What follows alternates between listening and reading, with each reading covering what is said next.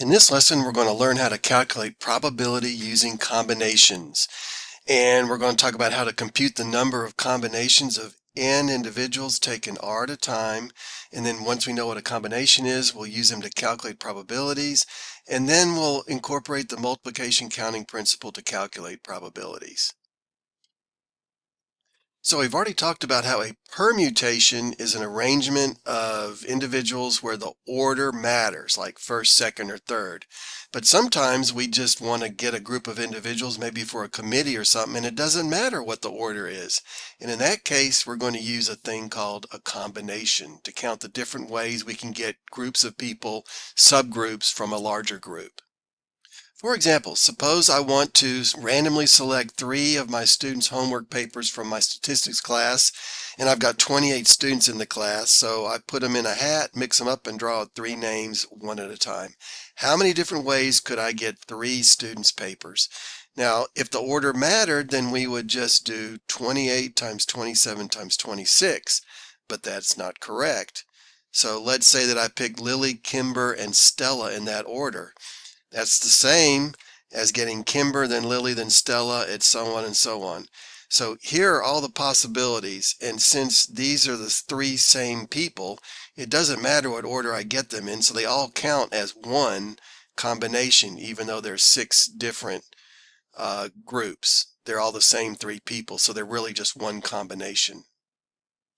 So by the multiplication counting principle, there are 3 possibilities for the first pick, 2 for the second, which leaves me 1 for the last pick, and that gives me a total of 6 arrangements that consist of these 3 students. And if you look up here, there are 1, 2, 3, 4, 5, 6. So that's where the 6 comes from. Okay, so the order in which I choose the 3 papers to grade doesn't matter. And so what we have to do is divide our original permutation number of 28 times 27 times 26 by how many ways those 3 students or 3 papers can be picked, and that's 6, and I get 3,276 different ways of getting the 3 papers out of 28. Now these are called combinations, and this is the notation right here. You might also see it in some books or papers as that. And so what that is 28 chosen 3 at a time. And here's our formal definition of a combination. It's a set of individuals chosen from some group in which the order of selection doesn't matter. And the notation of NCR represents the number of different combinations of R individuals chosen from the entire group of N individuals. So N is always going to be larger than R. R is a subset of N. Okay, how do we calculate combinations? Well, it's the number of permutations divided by R factorial. And that can also be rewritten as N factorial over R factorial N minus R factorial. So here's an example. In the New Jersey Pick 6 Lotto game, a player chooses 6 different numbers from 1 to 49, and they're chosen at random. If the player matches all 6 numbers in any order, so the order doesn't matter, then she wins the jackpot. So how many different possible sets of winning numbers are there for the New Jersey Pick 6 Lotto game? Okay, so we're going to do 49 taken 6 at a time, and that's going to be 49 factorial over 6 factorial, 43 factorial. And let's get our calculator up to calculate that. Okay, I'm just going to get my fraction here, and then I'm going to go alpha F2 and choose number 9 to get the factorial. But before I do that, I better get my 49 up there, right? Okay, so let's go 49 factorial over 6 factorial. Whoop, I keep doing that. I need to get my number in there first, don't I? Okay, hang on. 6 factorial, and then 43. That's 49 minus 6. So 43, number 9. There we go. And our answer is, whoo, that's a big number, isn't it? So that's 13,983,816 different ways to pick 6 numbers out of 49 choices. Now, the good news is that you don't have to memorize that formula for calculating combinations. Your calculator does it directly for you. And so there are two ways to get there. I can hit my math button, arrow over to probability, and there it is, number 3.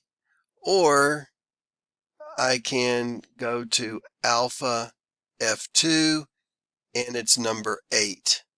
And so if I hit that, then I can go 49, pick 6, and there we go. We get the same answer, and the calculator does it directly without us having to remember the formula. Okay, so let's apply what we learned about combinations to actual probability. Remember that basic probability is the number of ways you can get what you want, which we can call event A, divided by all the things that can happen. Okay, so let's look at our pick 6 again. And what are the number of ways to choose all 6 winning numbers? Well, all 6 have to match, right? So you only have one way to do that. And this number here we just calculated is all the different ways to get 6 numbers out of 49. And there's your probability, which you can see is very small. It's just a little bit above 0, which means that if you're playing the lotto, you have a very, very slight chance of actually winning. Okay, so let's do an example of probability using a scenario you may be more interested in.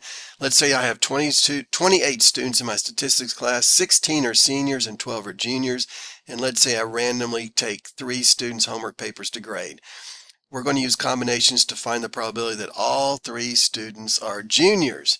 Okay, so what do I want to happen? I want to get 3 out of, hang on a minute. Okay, so I've got 12 juniors, and I'm going to take 3 of those out of a class of 28, and I'm going to pick 3 of those. Okay, so this equals 220, I already calculated these to save time, over 3,276, which works out to 0.067. So I have a 6.7% probability that all 3 students that I pick are actually juniors. Okay, last example. So let's say that we have an airline and they've finished training 25 pilots. 15 of them are male and 10 are female, and they're going to become captains. But unfortunately, they do not have 25 captain positions, only 8. So they use a lottery process. They put the names of all 25 pilots on slips of paper, they mix them up, and they draw out one at a time until 8 have been identified. So it turns out that out of the 8 captains chosen, 5 are female and only 3 are male. Is something weird going on that's favoring the female? Well, let's do a little statistical analysis of this. First, how many possible groups of 8 captains can be selected? Okay, so we have 25 to choose from, and we're going to get 8.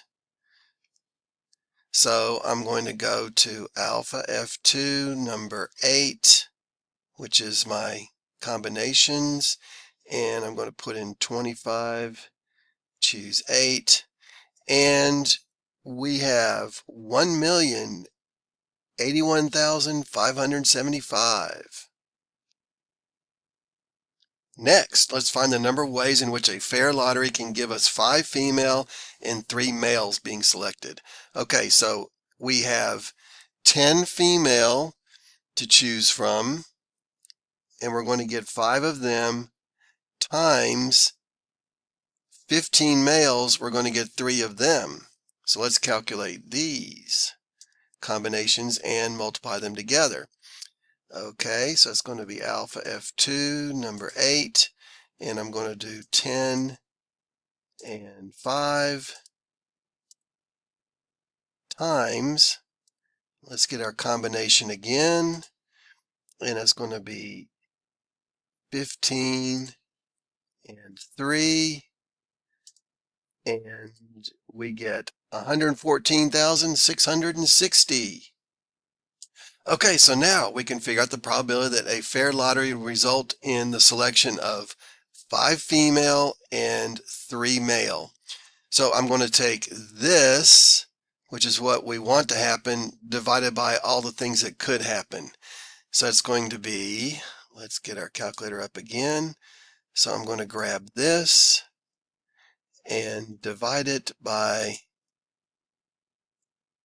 this, and we get 10.6. Okay, so we have a 10.6 probability that this could happen just by chance alone, that we would get 5 out of 10 female and 3 out of 15 male. So 10.6 is well above our cutoff of 5%. It's fairly likely that we could get this result by chance alone. So I don't think the male pilots have a legitimate complaint here. It could very well have happened that they would get 5 female and 3 male just by random chance. Okay, I want to point out some interesting patterns here. Okay, so this is the calculation that we just used. And notice that these two numbers here will always add up to that number in the denominator. Whereas these two numbers right here will always add up to that number in the denominator. So that's kind of a visual check you can do to make sure that all your combination numbers are correct. And the same thing can apply to that question about getting all juniors. So remember that I wanted to get 3 juniors out of 12 and 0 seniors out of 16. So 3 plus 0 gives me 3. 12 plus 16 gives me 28. Okay? And that is how you calculate probability using combinations.